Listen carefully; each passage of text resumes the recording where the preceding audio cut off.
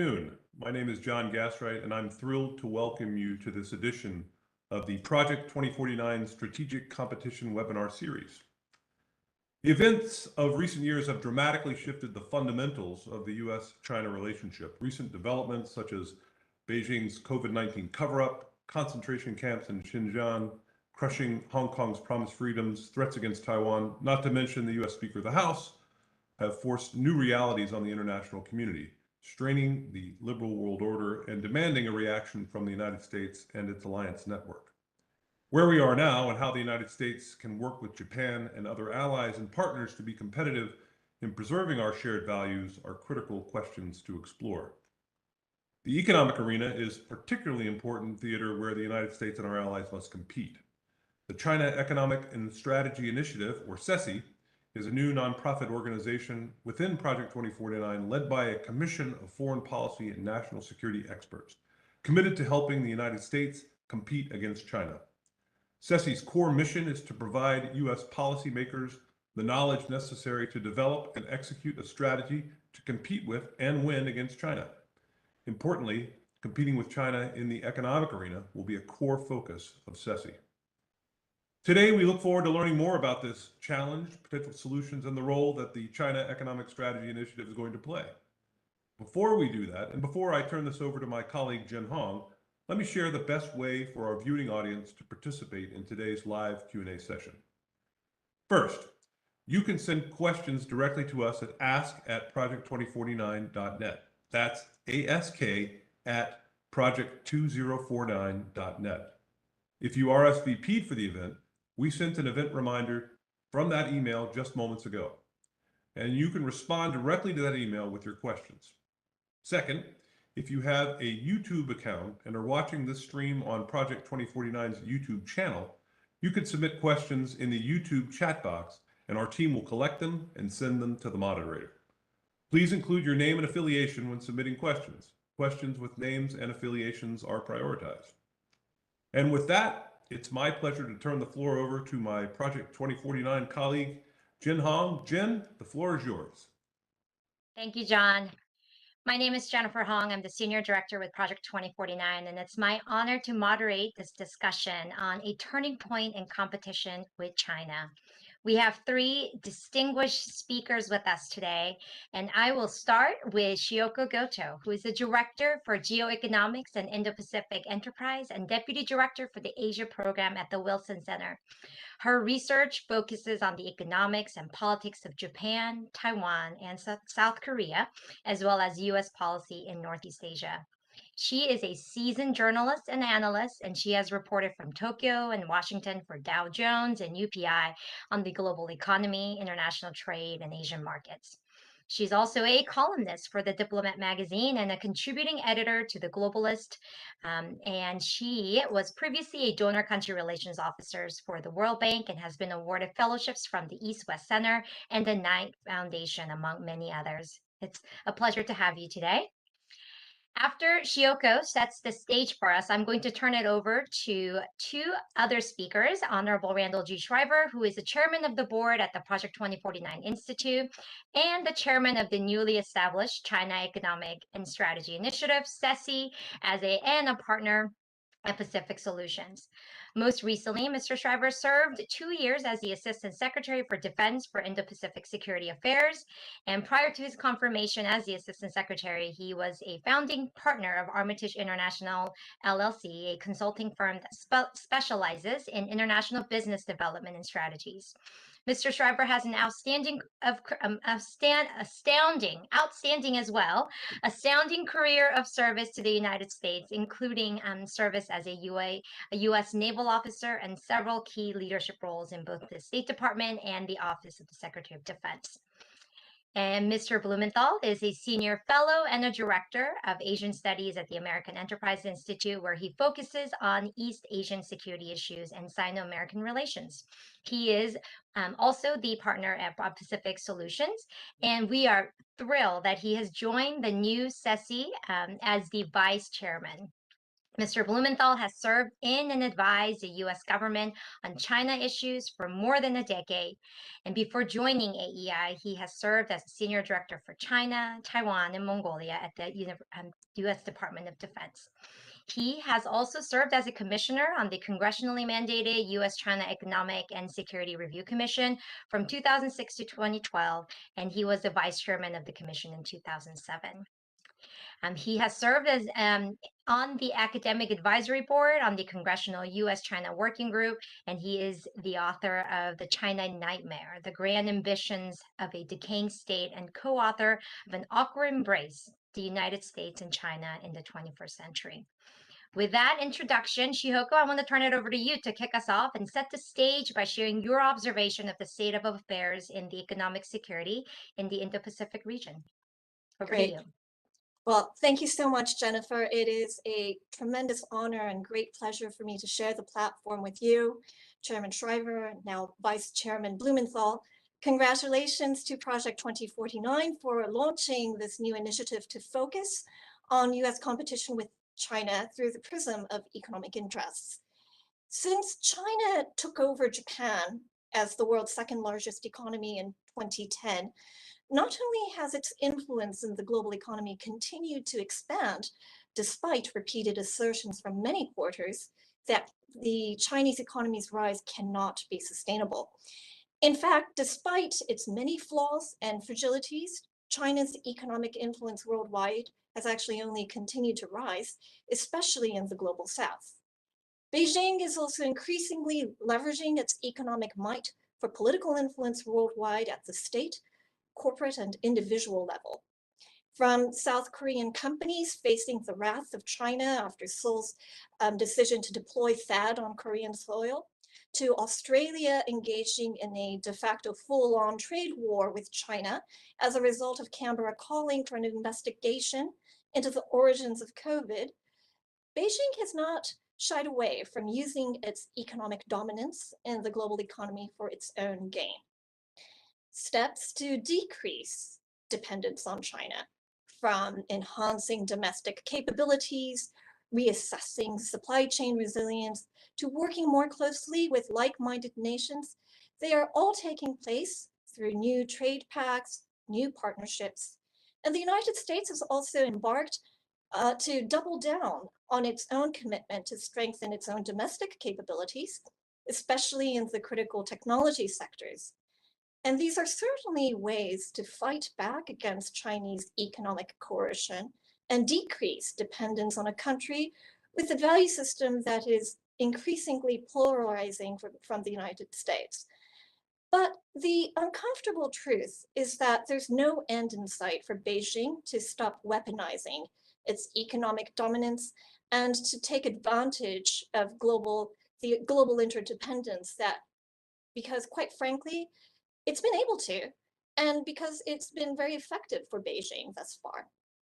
So it's not enough simply to develop a strategy to push back against Chinese coercion or to boost domestic industrial capabilities within the United States. And just as Beijing is upping the ante in its economic statecraft, ranging from reshaping development assistance goals through the Belt and Road Initiative to advancing its dual circulation strategy to beef up internal resilience and external dependence on China at the same time, Washington too must have a more comprehensive approach to economic security in light of competing with China, not just economically, but also militarily and even politically as well. So not only should the United States' own trade objectives be more clearly defined to enhance America's competitiveness, but why and how compatibility with the economies of like-minded partners is needed must also be made clear.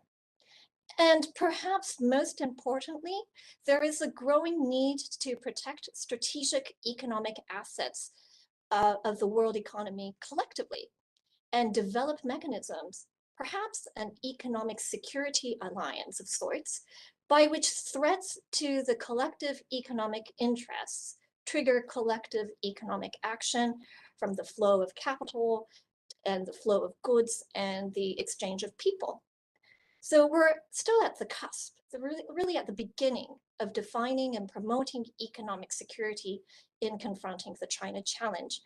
And as the Director for Geoeconomics and Indo-Pacific Enterprise at the Wilson Center, I'm very much looking forward to learning from and collaborating with my colleagues at Project 2049's new China Economic and Strategy Initiative. Thanks. Thank you. Thank you for setting that stage for us. We will go into a moderated discussion where I will ask several questions to Randy and Dan. And at this time, we welcome all of you who are tuning in to send in your questions, as John mentioned, at ask@project2049.net and on YouTube live channel. Just participate by sending us your questions, your name, and your affiliation. So with that, Randy, I'm going to turn it over to you first.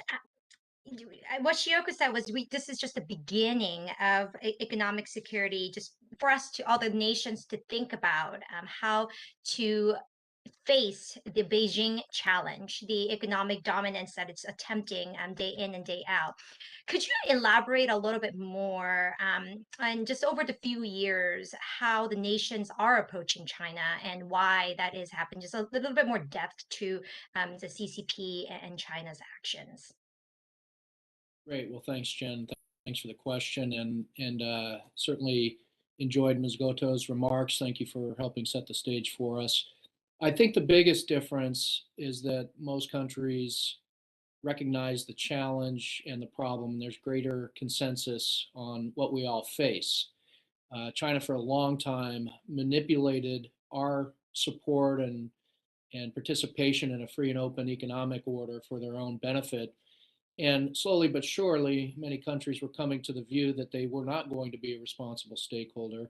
But certainly events over the last few years, as implied in your question, Jen, have helped to accelerate the level of concern and anxiety about China and what kind of partner China can be in the economic space, how certain countries might want to adapt their own policies.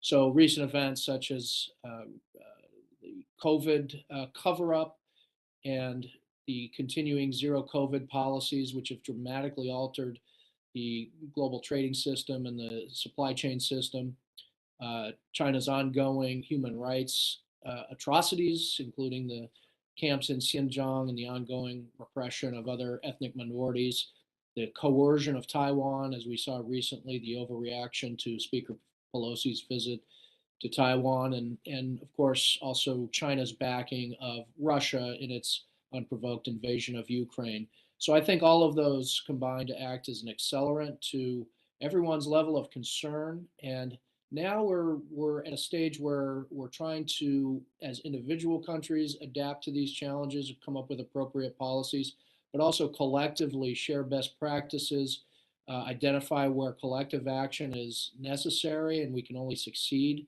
if we respond as like-minded countries. And so this is really a critical phase. Recognition of the problem is just step one. Now we're at a point where we're trying to come up with optimal policies to deal with it, and hopefully do that alongside friends and allies and partners who have like mind. Thank you. Dan, do you have anything to add?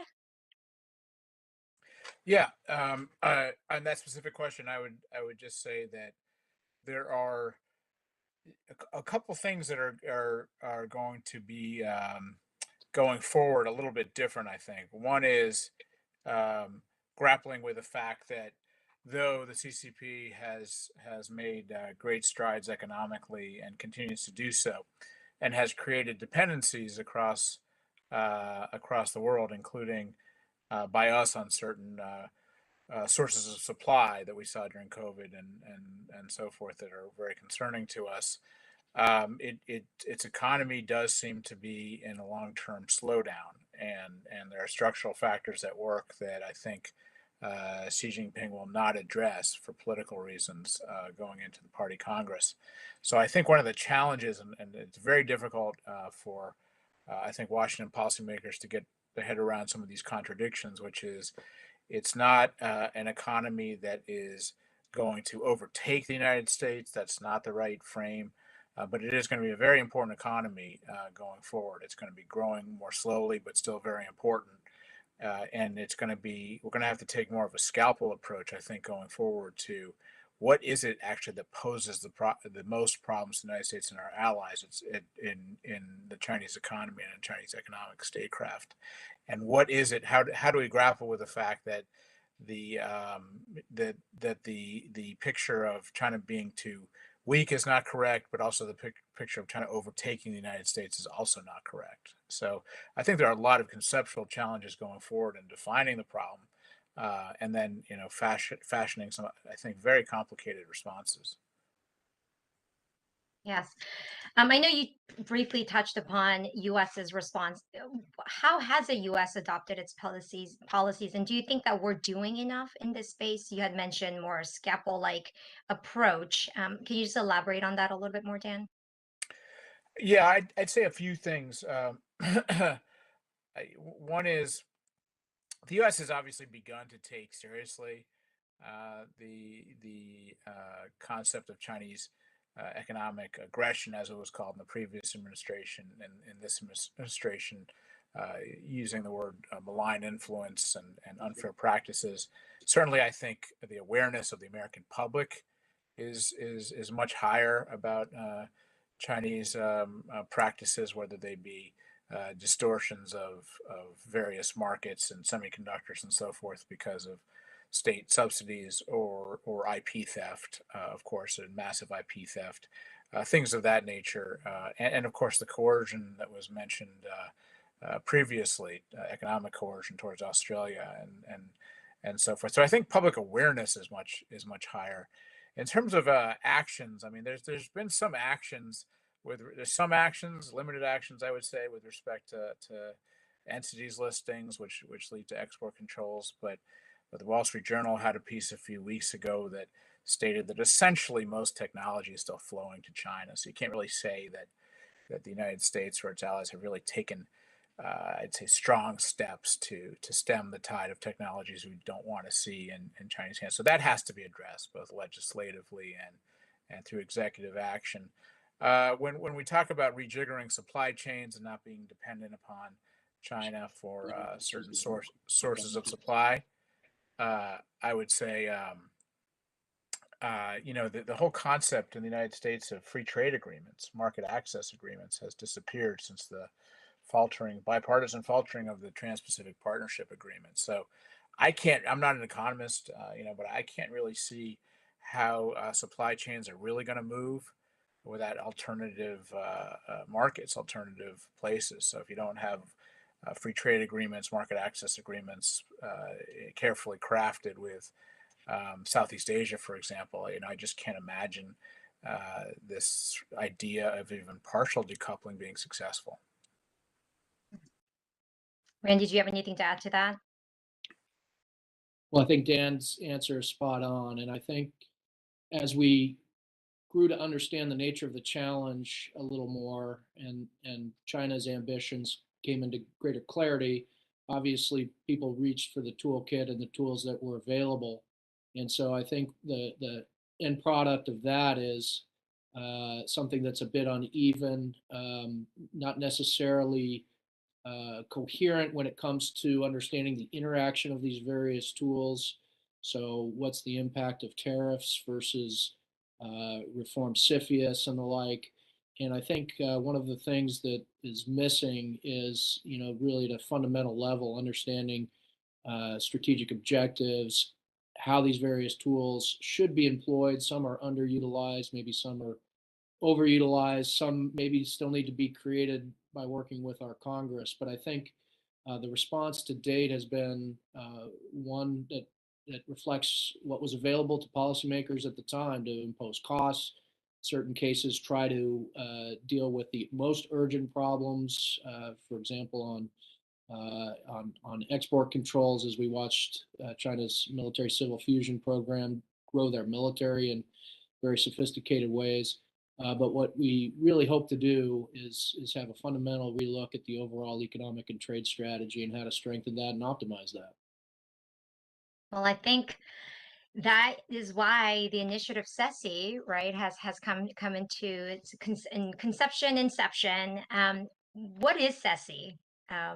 And why did you think that this was the right time? I mean, it seems like this is the right time. How did it come about? It tell us more about this initiative, Randy.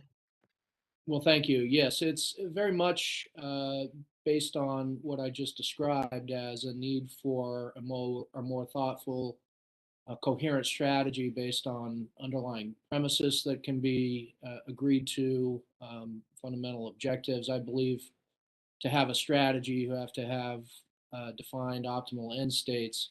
And so, very much relying on the intellectual property of Vice Chairman Dan Blumenthal and some others who we've worked with.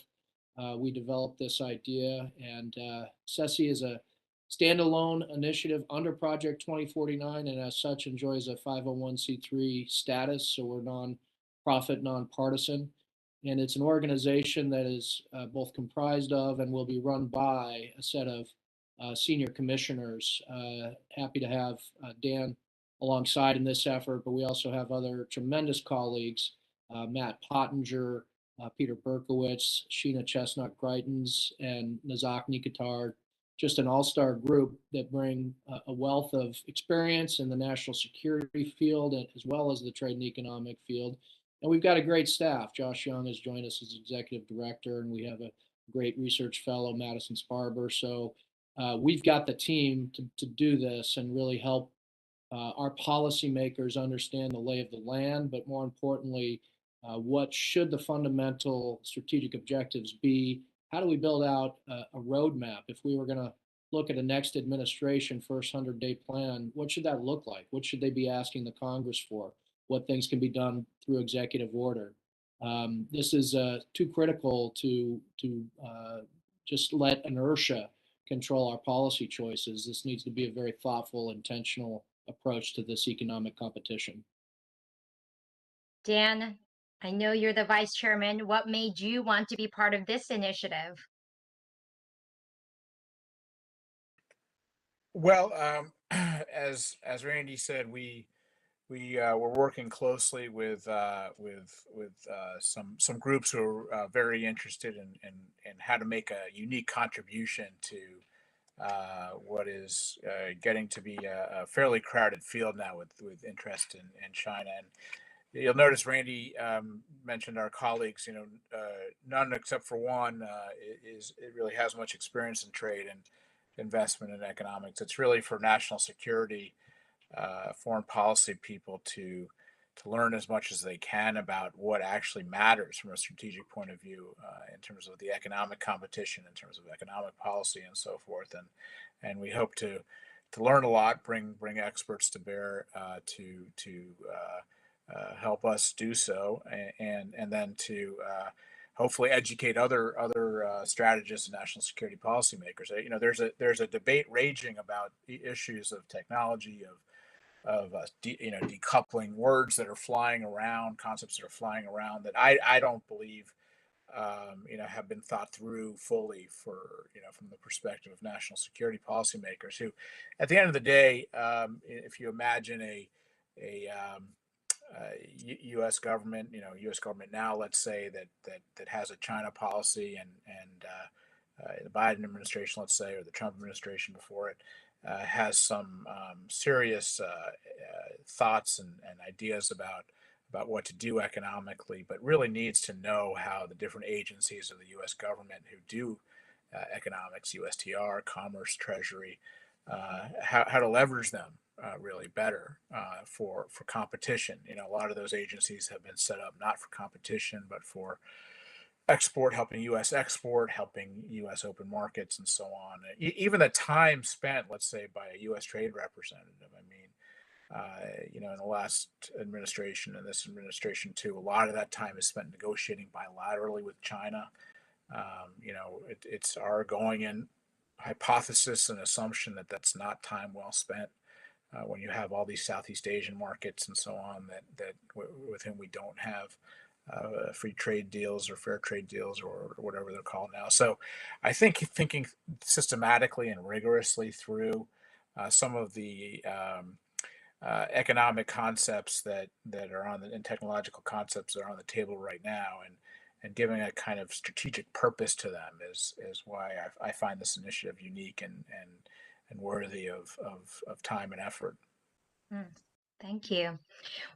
Randy, over to you. What do you think is the important role, important roles of the regional allies and partners like Japan to compete with China?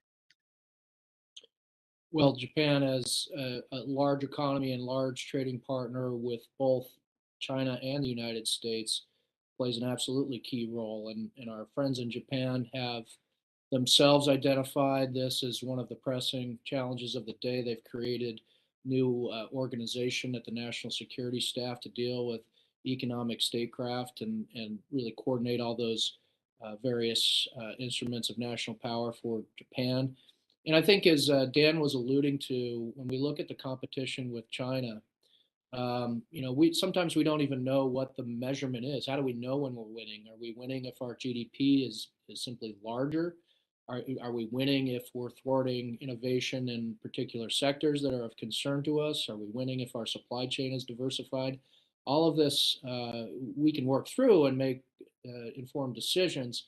But in many times, in many instances in the past, decisions were made without reflecting upon even those fundamental questions.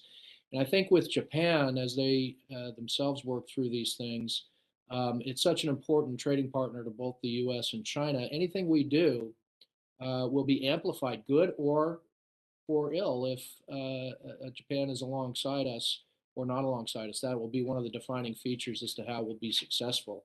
And I think Dan very rightfully pointed out that when we think about economic competition with China, we've got to think about the entire region and even expand how we think of the region, because again, diversifying supply chains is not just imposing cost on China, it's incentivizing our private companies to go elsewhere to better places for manufacturing, for subcomponents and the like.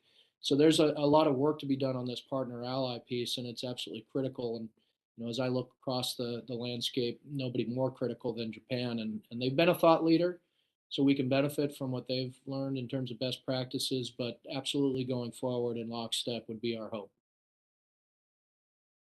Dan, do you have anything to add? Well, I would, even when you come to Japan, I mean, we tend in Washington or in the, not to just pick on Washington, I suppose in New York or London, the major newspapers, when they cover Chinese economic issues, they use these kind of crude metrics that gets everybody sort of, there's a risk of losing hope, right? I mean, the Chinese have overtaken, quote unquote, the Japanese. What does that actually mean in terms of wealth? I mean, Japan is far wealthier than China, So again, how to put these things into context for strategists and national security policymakers, is very important. I'd say one more thing. This is tied to allies and weaknesses, allies and partners, and that is weaknesses. We talk about competitive strategy a lot, but we never really focus on how to take advantage of Chinese weaknesses, and there are many, including the fact that we have allies and China doesn't even want allies, right? So, so looking at, and I know the Biden administration and the Pentagon and others are looking deeply more now at what is it that China really isn't succeeding in technologically and industrially, and what is it that the allies can maintain an edge in together, and certainly Japanese technological capabilities, Korean, Taiwanese technological capabilities are far ahead in many metrics of the Chinese, and how do we keep it that way? So again, the allies are incredibly important from a practical standpoint. How can this initiative help guide policymakers who may take up jobs in economic agencies, not just in the United States, but across the allied world, better incentivize their agencies to actually, as Randy says, win, prevail in our contest. Shioka, I want to invite you back into our conversation with your background in Japan, Taiwan, Korea. It would be remiss if we didn't get your thoughts on the importance of allies and the roles that they can play. Yeah, no, thank you. I want to first of all, go back to the comment by Randy about there is this consensus about the China threat, right? There's also this changing nature of what is war. And so we've come half an hour to our conversation. We haven't yet mentioned Ukraine, but I think what we're seeing as the situation in Ukraine continues to evolve is that it has started off as an economic warfare from the Western perspective, and that it has brought together like-minded countries that are equally concerned about the invasion by Russia into Ukraine. And so we are seeing military economic statecraft actually in action, and we're also seeing the limitations of that as well. Can we use that same model? What are some of the lessons learned as we push back against China? I think this is something that we really have to bear in mind. On the Japan front, what is interesting is that Japan is obviously a very critical US ally militarily, economically too, but when we look towards Southeast Asia, Japan is really the bridge builder. And so if we look, for instance, at the latest trade initiative that the United States has launched, the Indo-Pacific Economic Framework, IPEF, one of the hallmarks of this, which is still being discussed, is that it has brought in a diverse group of 14 member countries, including the Pacific island of Fiji. But it's also brought in unlikely countries as well, like not just Singapore, but also Vietnam, as well as India. And Japan has played a key role in ensuring that these countries are not just part of networks and alliances and partnerships on the economic front that we really do need, but Japan is offering a listening ear. And I think it's when we start talking about working together with allies, the United States on a military front is very much used to working on a hub and spoke system where the United States is in the middle. It is the center of force. On the economic front, the United States, the hierarchy is flat. And the United States will have to work together with allies, and it will be leaning far more towards Japan as we look to work more closely with Southeast Asia.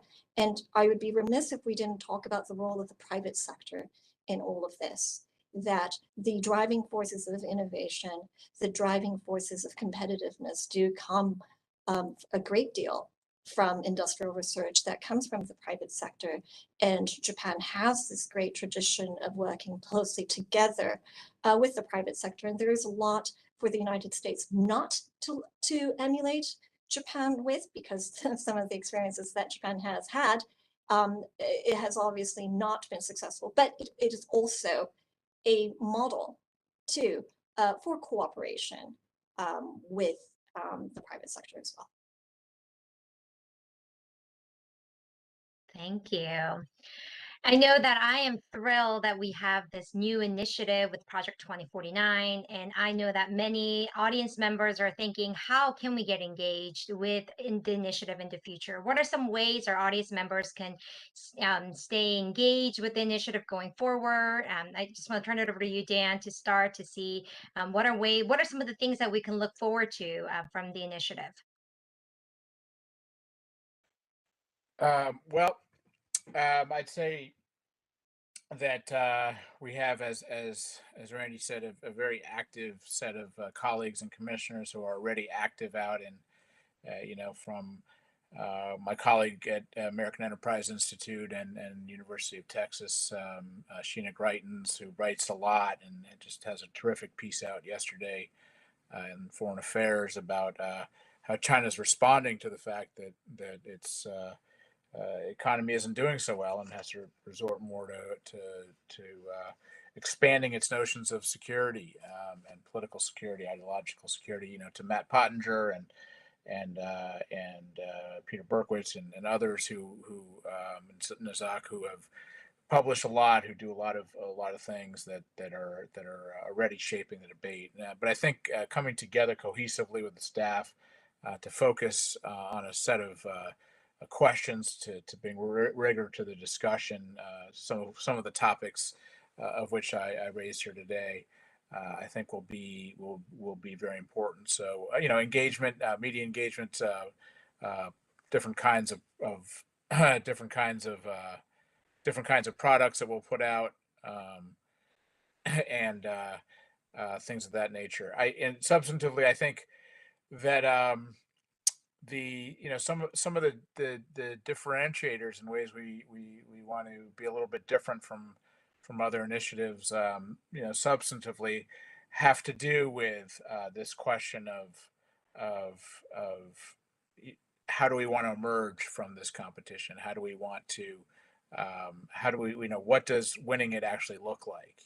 What it, not just differentials and economic growth, but how do we create situations whereby U.S. and its close allies in the region are actually on a pathway where they are still the most innovative, where they don't distort their economies so much by trying to copy China that they kill innovation, and these sorts of things, that they put China more on the back foot when it comes to some of the many weaknesses it has economically, that we have an answer to Chinese economic coercion, that to the very good point made about the economic warfare leading up to the Ukraine and during the Ukraine crisis, that the United States and its allies are prepared and can coalesce around a set of tougher economic measures should China ever decide that it was actually going to engage in war against Taiwan or one of our other allies. So I think that's another way people should really look out for these products. I think we're going to look to make a unique contribution on a set of questions that others are looking at, and do as much new public engagement as we see practical. Randy, do you have anything to add? Yes, we are also in the market for good ideas.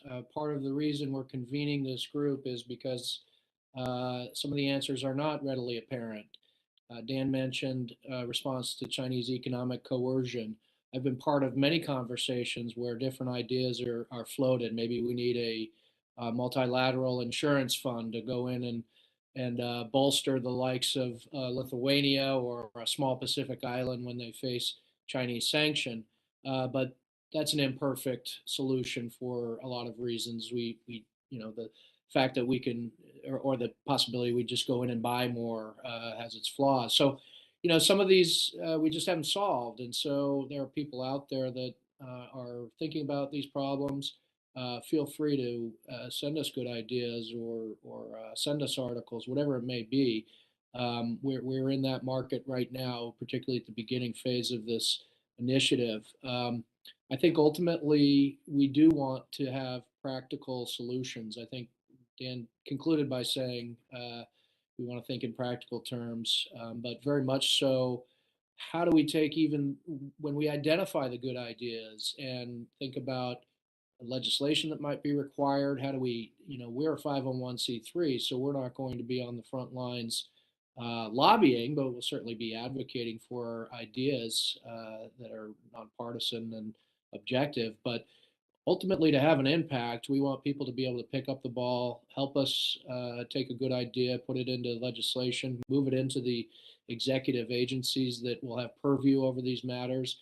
And the same would be true of our international partners. One of the reasons we wanted to launch this publicly with Ms. Goto is from the start, we're thinking multilateral, we're thinking international as the only effective way to approach this. So as we do our work, we want to be very open to the input of experts and others out there. Thank you. So I want to draw your attention to cesi.org. It is CESI.org.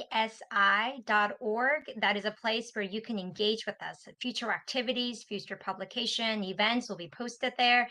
So please come and visit us on CESI.online.org. In addition, there is a contact form there, so send us your ideas. We want to hear from you, and you can email us at project2049@project2049.net. We keep it simple. project2049@project2049.net. I think we have many questions that are coming in from our audience. I want to turn it over to our audience questions. Before I do that, is there anything else you want to add? either Shioko, Dan, Randy, as I transition over. All right. Here we go. We have a question from a student at UT Austin, Emma Haley. It seems like economics has been the missing link of US strategy to compete with China. This has much to do with the fact that the targeted audience for economic competition is outside the Beltway, such as Silicon Valley, Wall Street, and etc. What can CESI do to reach these hubs of American enterprise? Dan, I'm going to start with you. Well, it's a great question.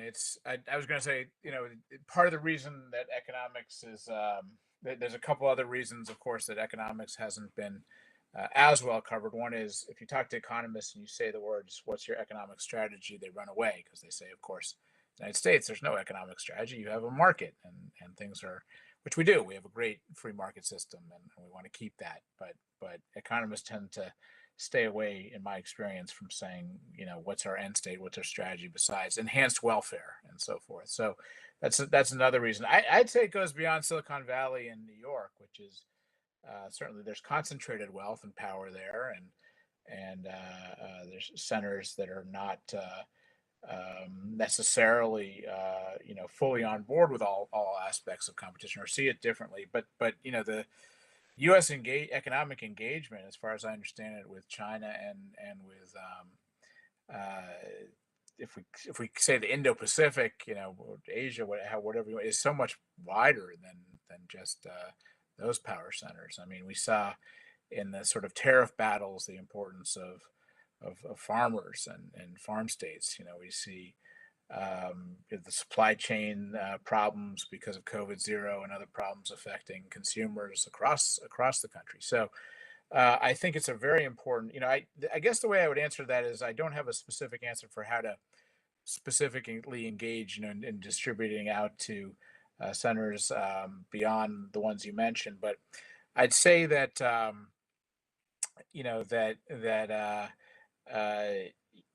there's a consensus in national security circles about the kinds of problems China poses. There's a bit less of a consensus, and I think we need to address that head on about just how far we want to go on questions of beyond the Beltway, on questions of decoupling and so forth. And then, of course, there's the very difficult questions about trade policy, right? So we used to say 4 or 5 years ago that to get China right, you had to get the rest of Asia right, and that was a mantra for people that were concerned about China. And there was a lot of focus on, again, I go back to, U.S. chorus, the free trade agreement with Korea and Singapore and better efforts with Taiwan and Australia and so forth, and the TPP. And then after that disappeared, the trade agenda seems to be missing and gone. And again, it certainly affects Americans in certain areas, and that's why politicians are wary of taking on free trade initiatives. But it also benefits many others. So I think we want to take that head on and bring that back to the fore and re-engage that debate, because again, I don't see how you solve some of these China economic or security questions without really catalyzing the kinds of economic reforms in Southeast Asia that we would like to see to provide an alternative, or South Asia to provide an alternative to the China market. Randy? Well, I think Ms. Haley's question is a very good one, and it's important to give some thought to why the economic strategy, despite the fact that economists don't like that term, Dan, has lagged behind. And I think sometimes it's important that we approach this with a little bit of humility. I mean, it's the thing about being an American is you're allowed to be ahistorical. You're allowed to think only in current terms. I mean, it took us a long time to recognize the trajectory that China was on and the manipulation of the system that was underway. And so for us to go around and say this country or that country is not getting it right now, we need to have some humility in how long it took us. And when you think about the economic agencies, and I think Dan alluded to this earlier, for decades, or maybe in the case of commerce for over a century, their raison d'etre has been to promote American business abroad, and very much to include China in the last 4 decades. You know, that if you asked somebody, pulled somebody aside in the hallways of one of these agencies and said, "What's your mission today?" You know, they might have said to promote American business interests in China and help our companies grow and help our companies make relationships, enter profitable JVs, and so on and so forth. It's really only recently that we said, wait a minute, we don't have a economic and trade strategy in parallel with our security strategy. We have one that's undermining our security strategy and our military and security interests. That we're enriching and empowering an adversary in some instances in ways that directly benefit their military modernization that's directed at us. So we haven't been at it that long, so I think that explains some of the lag. But look, our private sector is going to be probably the greatest laggard in certain sectors. But you know, ask yourself the question today: Would a company now think about investing in places like Iran or North Korea or Cuba? And well, of course they wouldn't. China is different than those countries, but it is a mindset issue. It is sort of a national security awareness and consciousness that can be created even into the private sector. And I think through some of our public education efforts, the fact that our commissioners are spread across the country, all of this, I think, gives us a fighting chance to move that debate forward in positive ways. We have a different question from Jacob Parker from the Office of Senator Bill Cassidy. SMIC, the Semiconductor Manufacturing International Corporation, has made significant progress in shrinking the size of its chips, recently announcing the 7mm breakthrough. This seems to be a result of removing DUV, deep ultraviolet technologies from the entities list. Considering ASML's pole position in EUV technologies, what would the U.S. do to control critical equipment from contributing to China's civil military fusion? So this is, I mean, sounds like a very technical question, but I think the speaker would like to comment more broadly on the entities, perhaps, entities list, perhaps, and the outlook, America's outlook, ability to control technology that's not perhaps U.S. origined. I'm going to start with you on this, Dan. I think we talked about this several times about the equipment and the critical equipment being protected. So Dan, over to you. Well, I'll give you a short answer to the question and then a longer kind of answer to the question I want to answer. Since you work for a politician and, you know, great, you know, you probably are familiar with that. So the short answer is yes, of course, removing it from the entities list matters, but the entities list, and I'd be remiss if I didn't flog a set of papers that are coming out by ex-fellows I had in my technology fellowship I ran through American Enterprise Institute and the Hertog Foundation. That's coming out pretty soon.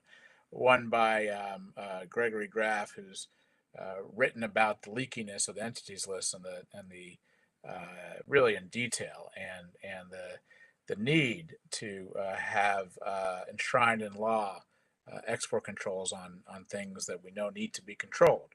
Why do we know these need to be controlled? Well, okay, SMIC's a perfect example, right? So, you know, the Chinese have spent hundreds billions of dollars in subsidies to build these fabs, right? And still cannot, although you mentioned SMIC's leaps in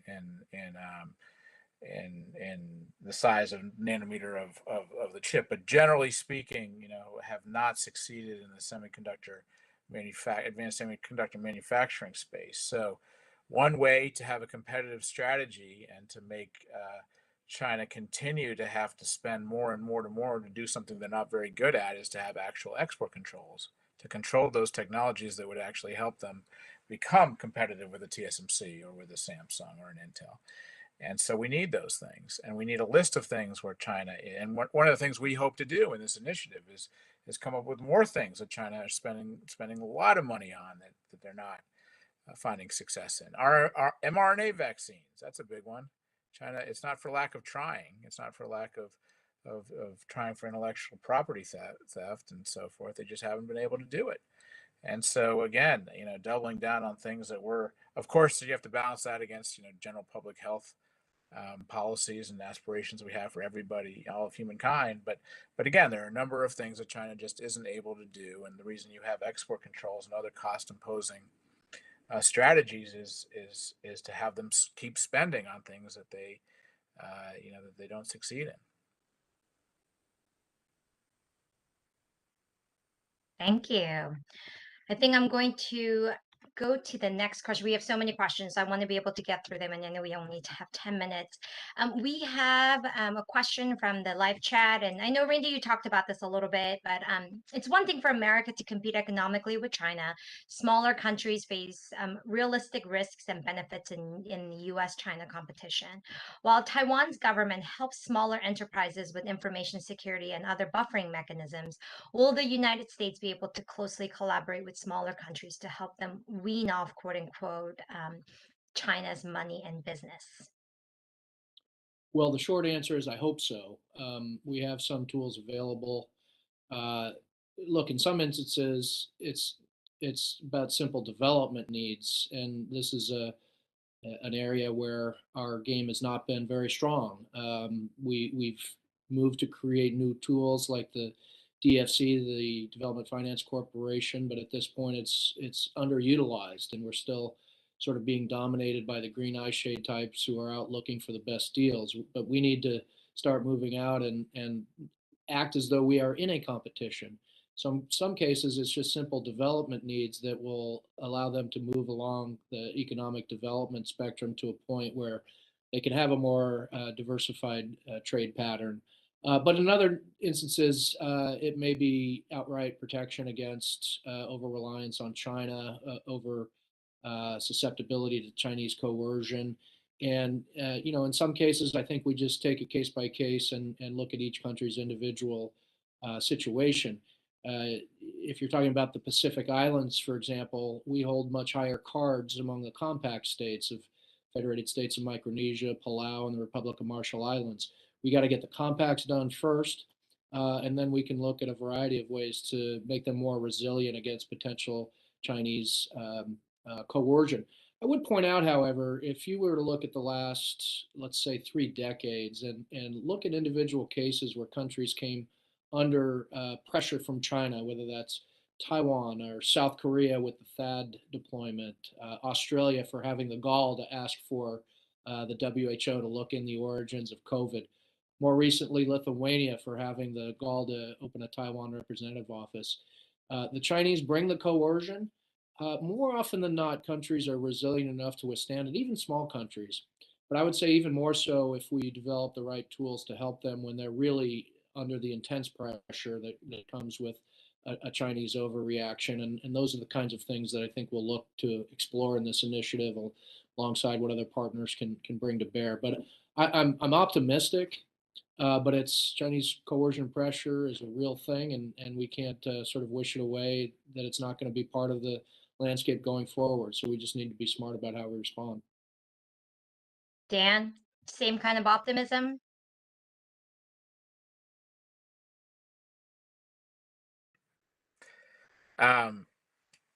Yes, I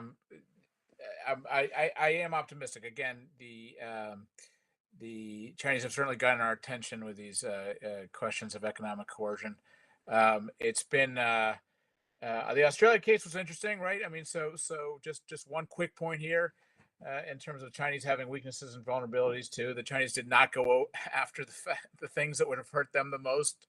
Australia exports, metals and iron ore and so on. And so we have to start thinking like that too and go on offense, which is there are a host of things that China is dependent upon worldwide.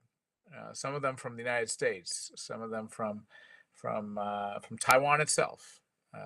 Integrated circuits. So we have to start thinking in those terms as well, and not just always be on the defensive and react. We had talked about semiconductor industry and so this question is from Wen Xin Cheng from the United Daily News Group. Would you be able to comment on the technological competition with China in the next few years? Are there specific capabilities or sectors that we should be paying attention to? We talked about semiconductor. Are there any ones that you would like to comment on or mention? Randy, I'll start with you. Well, if I broaden the definition of technology, I think there's some critical sectors, pharmaceuticals, rare earths, where we can't afford to be over reliant. And I think even when you look at the technology space, what's traditionally defined as the technology space, understanding the various elements of technology research and development, fielding of particular components, and then putting those components, manufacturing those components to final products. Understanding where you are in that value chain and where you want to dominate in that value chain. So there are a lot of discussions about where semiconductors are produced, and that's certainly important. But we also need to think about maintaining our competitive edge, particularly in the research and design phase of the value chain, where America is still strong. But we don't want to sacrifice those edges we have in this competition. That would probably be a lot more costly in the long term, rather than spend a lot of time and effort reshoring or onshoring or friendshoring. I mean, all those can be part of an all of the above strategy.